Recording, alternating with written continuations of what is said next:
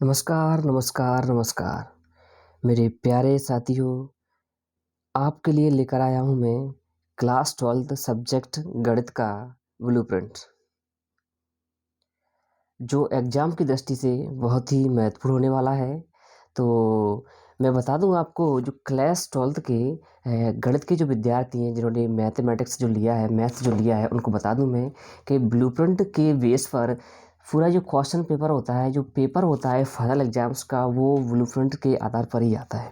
यानी कि ब्लूप्रिंट में जो मार्क्स का, जो नंबर का डिवाइडेशन किया जाता है, उसी प्रकार से ही पेपर में पूछा जाता है। चलिए तो आइए इसकी शुरुआत करते हैं अपन कि किस तरह से इसमें ब्लूप्रिंट में क्वेश्चन पूछे जाने हैं। तो आइए अपन देखते हैं। सबसे पहले मैं शुरू करता हूँ यहाँ पे चैप्टर फर्स्ट दिया है, इकाई फर्स्ट दिया गया यहाँ पे। इकाई फर्स्ट है अपने यहाँ पे, इकाई फर्स्ट का नाम दिया गया यहाँ पर, देखो ये संबंध एवं फलन। इस इकाई से कुल 5 नंबर का क्वेश्चन पूछे जाने हैं। कुछ 5 नंबर का एक इकाई में से आएगा और एक इसमें से 3 तो ऑब्जेक्ट आने, यानी कि 3 नंबर का ऑब्जेक्ट आएगा और 1 नंबर का एक जो प्रश्न है वो आएगा 2 नंबर का। ठीक है। अगली जो इकाई है वो है मेरे यहाँ पे प्रतिलोम त्रिकोणमिति के फलन है यहाँ पे, वो भी 5 नंबर का आने वाला है। इसमें 2 ऑब्जेक्ट आने वाले हैं और एक 3 नंबर का प्रश्न पूछा जाने वाला है।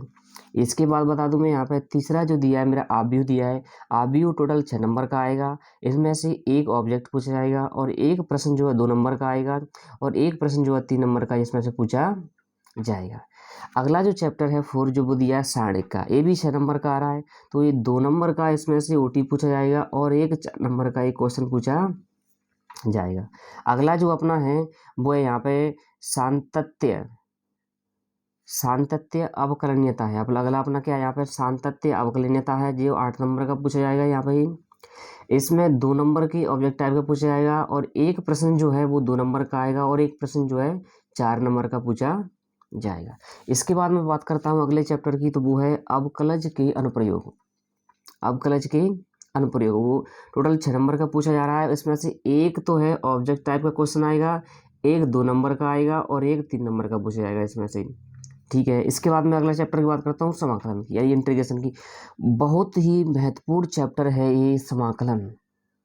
इसमें से टोटल 12 नंबर का पूछा जा रहा है। देखो 12 नंबर का पूछा जा रहा है। इसमें से 8 नंबर का तो इसमें से ऑब्जेक्ट क्वेश्चन आने वाले, यानी कि एक एक नंबर के क्वेश्चन आने वाले हैं और 2 प्रश्न जो पूछे जाएंगे वो दो नंबर के पूछे जाएंगे इसमें। देखो ये इसके बाद अगला जो चैप्टर है 8 वाला, वो है समाकलन के अनुप्रयोग। और समाकलन के अनुप्रयोग से जो है 5 नंबर के क्वेश्चन आने वाले हैं, यानी 5 नंबर के आएंगे। तो एक नंबर का तो इसमें ऑब्जेक्ट आएगा और एक आएगा 4 नंबर का प्रश्न आएगा इसमें। अगला अगला दिया है अवकल समीकरण। अगला जो चैप्टर है वो दिया गया है मेरा अवकल समीकरण। तो अवकल समीकरण में से क्या पूछा जाना है, 5 नंबर का आएगा। इसमें से एक ऑब्जेक्ट आएगा और एक 4 नंबर का प्रश्न आएगा। टोटल 5 नंबर का पूछा जा रहा है, एक ऑब्जेक्ट आएगा और एक 4 नंबर का प्रश्न आएगा। इसके बाद अगर मैं बात करूँ यहाँ पे, तो अपना है यहाँ पे, इसके बाद अपना है अवकल समीकरण हो गया। इसके बाद है सदिश बीजगणित। सदिश बीजगणित जो है एक टोटल 5 नंबर का आ रहा है, 3 नंबर के इसमें से ऑब्जेक्ट पूछे जा रहे हैं और एक 2 नंबर का प्रश्न जो है इसमें पूछा जाना है। इसके बाद मैं बात करता हूँ यहाँ पे त्रिविमीय ज्यामिति, यानी 3 डायमेंशनल ज्योमेट्री जो है इसमें 7 नंबर का, यानी कि 7 नंबर का टोटल पूछा जाना है। 3 नंबर का इसमें ओटी आएगा और 2 प्रश्न आएंगे 2 नंबर की। ठीक है। इसके बाद आता है अपना रैखिक प्रोग्रामन। अगला चैप्टर है रैखिक प्रोग्रामन। टोटल 5 नंबर का पूछा जा रहा है, 2 तो इसमें से ऑब्जेक्ट आना है और एक 3 नंबर का यहाँ से प्रश्न पूछा जाना है। इसके बाद है प्रायिकता, प्रोबेबिलिटी। अब जो प्रायिकता है वो अपनी 5 नंबर की आएगी। इसमें से 3 तो एक एक नंबर के आएंगे और एक आएगा 2 नंबर का आएगा। तो इस प्रकार से ये ब्लूप्रिंट का जो डिवाइडेशन दिया गया है बहुत ही आसान तरीके से दिया गया है। आई होप आपकी समझ में बिल्कुल आया होगा। तो अब की साल क्या हो रहा है कि इस साल जो 2022 में होने वाली जो एग्जाम्स होने वाले, इसमें जो पेपर जो आना है गणित का वो 80 नंबर का आएगा। 32 नंबर की ऑब्जेक्ट क्वेश्चन पूछे जाएंगे। ठीक है। और 20 नंबर के 2 नंबर के आएंगे और 12 नंबर के 3 नंबर के आएंगे और 16 नंबर के 4 नंबर के प्रश्न जो है पूछे जाएंगे। इसके अलावा इसमें से कुल को नंबर ऑफ क्वेश्चन जो है वो कितने पूछे जाएंगे, तो नंबर ऑफ क्वेश्चन जो वो पूछे जाएंगे यहाँ पे 23 क्वेश्चन आएंगे इसमें। अब एक और चीज ध्यान देने वाली बात है यहाँ पे, एक चीज यहाँ पे ध्यान देने वाली बात क्या है कि अब जो ब्लूप्रिंट दिया गया है वस्तुनिष्ठ प्रश्नों को छोड़कर सभी प्रश्नों में आंतरिक विकल्प दिए गए हैं। देखो यहाँ पे एक थोड़ा सा यहाँ पे देखें, यहाँ पे ये दिया है प्रश्न क्रमांक 1 से 5 तक 32 वस्तुनिष्ठ प्रश्न होंगे। यानी कहने का मतलब है जो आपके पास क्वेश्चन पेपर आएगा उसमें प्रश्न क्रमांक 1 से लेकर के 32 तक वस्तुनिष्ठ प्रश्न होंगे। और वस्तुनिष्ठ प्रश्न क्या होते हैं, और जिसमें इंटरनल चॉइस वाले 4 विकल्प वाले आते हैं, सत्य असत्य आते हैं, जोड़ियाँ आती हैं, एक शब्द के आते हैं। तो इन सभी क्वेश्चनों को बोला जाता है वस्तुनिष्ठ प्रश्न। इसके अलावा इसमें मिलेगा अपन को यहाँ पे सही विकल्प मिलेंगे, 6 नंबर के सही विकल्प आएंगे, 7 नंबर के रिक्त स्थान आएंगे, 6 नंबर का जोड़ी आएगा, एक वाक्य में उत्तर आएंगे 7 नंबर के, और सत्य सत्ता आएंगे अपने 6 नंबर के। इससे संबंधित ये प्रश्न जो है पूछे जाएंगे। इसके अलावा मैं बता दूं आपको, प्रत्येक प्रश्न पर 1 अंक निर्धारित है। यानी कि जो वस्तुनिष्ठ प्रश्न पूछे जा रहे हैं 32 प्रश्न पूछे जाएंगे, और 3200 में ही 1-1 नंबर का जो है क्वेश्चन पूछा। इसके अलावा वस्तुनिष्ठ प्रश्नों को छोड़कर सभी प्रश्नों में आंतरिक विकल्प का प्रावधान होगा। यानी कहने का मतलब है कि अगर अपन वस्तुनिष्ठ यानी कि ऑब्जेक्ट टाइप के जो क्वेश्चन हैं उनको अगर छोड़ दिए जाए तो शेष बचे जो क्वेश्चन होते हैं उनमें प्रत्येक क्वेश्चन में चाहे वो 2 नंबर का हो या 3 का हो या 4 का हो अथवा मिलेगा। कहने का मतलब इंटरनल चॉइस मिलेगी। इसका मतलब है कि उसमें अथवा मिलेंगे, विकल्प मिलेंगे, अथवा में क्वेश्चन दिए रहेंगे। इसके अलावा यह विकल्प समान इकाई या उप इकाई से तथा समान कठिनाई स्तर वाले हो। कहने का मतलब है जो क्वेश्चन पेपर में जो पेपर पूछे जाने वाले हैं उसमें जो स्तर रहेगा उनका वो समान प्रकार से कठिनाई का भी लेवल जाएगा, सिंपल भी रहेंगे, सब तरह के उसमें क्वेश्चन देखने को मिलेंगे। अब बात करते हैं जो वर्ड लिमिट होती है इनको लिखने की। 2 नंबर की जो आएंगे तो 30 शब्दों में लिखना है। यहाँ पर ही लघु उत्तरीय प्रश्न 3 नंबर के आएंगे तो 75 में लिखना है। विश्लेषणात्मक यानी कि थोड़े लॉन्ग क्वेश्चन होते हैं वो 4 नंबर के आएंगे तो 120 शब्दों में लिखना है।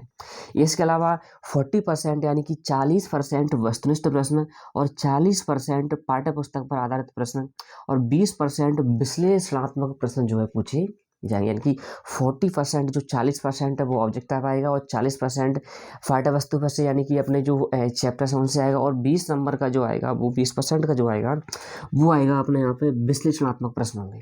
इसके अलावा अगला पॉइंट है सत्र 2021 और 22 हेतु कम किए गए पाठ्यक्रम से प्रश्न पत्र में प्रश्न न दिए जाए। यानी कहने का मतलब है जो पाठ्यक्रम में से जो कम किया गया है वो पेपर में नहीं आएगा। इसके अलावा पाठ्य पुस्तक पर आधारित परियोजना कार्य हेतु 20 अंक आवंटित। यानी कि आपका जो टोटल जो क्वेश्चन पेपर होगा वो 80 नंबर का होगा। इसके अलावा 20 नंबर जो आपको परियोजना कार्य की जो स्कूल की तरफ से आपको दिए जाएंगे। ठीक है, अगला बता दूं मैं कि कौन कौन से चैप्टर इसमें कम किए गए हैं उनके बारे में चर्चा करता हूँ आपका। चलिए देखिए, क्लास 12th में जो मैथ है उसमें कौन कौन से चैप्टर जो है कम किए गए हैं उसके बारे में बताना चाहता हूँ। तो यहाँ पर देखो, सबसे पहले यहाँ पर चलिए देखो कौन कौन से कम किए हैं यहाँ पे। तो कम कम किए गए हैं उनकी बात कर देता हूँ यहाँ पे मैं। तो ये चैप्टर कम, सबसे पहला देखो चैप्टर फर्स्ट में से कम किया गया है 1.5 से द्विधारी संख्या इनको कम कर दिया गया है। चैप्टर 3 से किया गया है 3.8.1 में प्रारंभिक संक्रियाओं द्वारा एक अवयव का विक्रम, इसको हटा दिया गया है।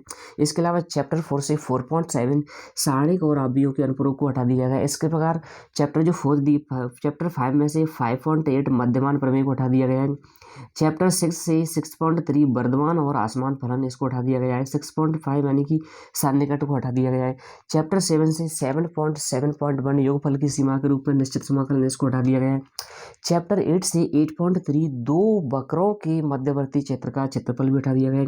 चैप्टर 9 से 9.4 में दिए हुए व्यापक हल वाले अवकल समीकरण का निर्माण ये भी इसमें से हटा दिया गया है। इसके अलावा चैप्टर 12 में से 12.3 यानी कि 12.3 रैखिक प्रोग्रामन समस्याओं के विभिन्न प्रकार हैं वो हटा दिए गए हैं। चैप्टर 13 से 13.5 बेज प्रमेय को हटा दिया गया है। इसके अलावा चैप्टर 13 से यादृच्छिक चर और उसके प्रायिकता बंटन को हटा दिया गया है और बर्नौली का प्रमेय को हटा दिया गया है। तो इस प्रकार से जो क्वेश्चन पेपर का डिवाइडेशन होता है, मार्क्स का जो डिवाइडेशन होता है वो मार्क्स वो ब्लूप्रिंट के बेस पर होता है। जैसा ब्लूप्रिंट में होता है वैसा ही उसमें पूछा जाता है। तो आई होप आपको ये वीडियो बहुत अच्छा लगा होगा।